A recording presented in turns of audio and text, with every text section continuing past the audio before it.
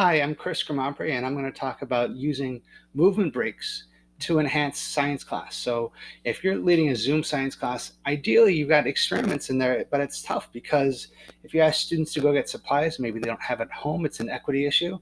And if you've sent something home, you've got to be careful what you send because little kids or pets or whoever could get into it and it could be unsafe.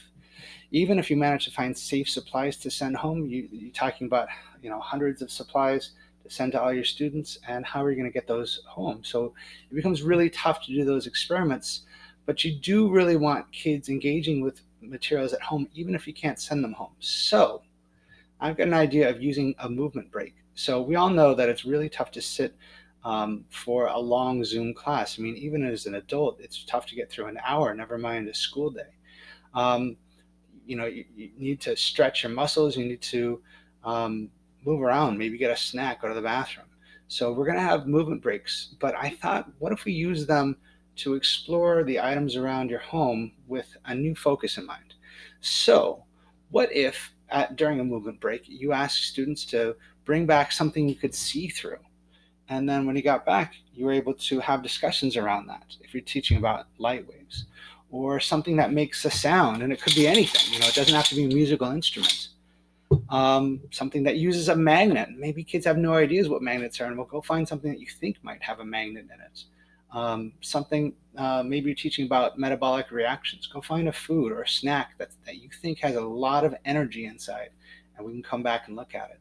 Or something that feels cold or something that feels warm to the touch if you're talking about thermal energy or heat transfer. So there's lots of different ways that you could find broad ways of having students bring something. And they don't even have to physically bring it back. Maybe they go around with a notebook and they write stuff down. So this is a great way of getting kids interacting with physical objects as opposed to virtual.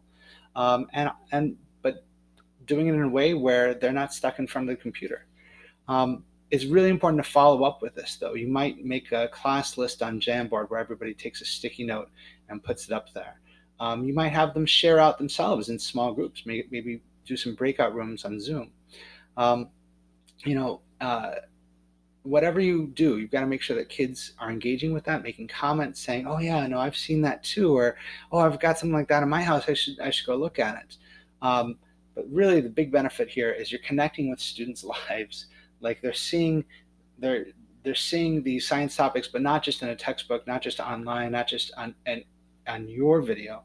They're seeing it at home, so it's going to remind them of what they're learning, and it makes them the expert really.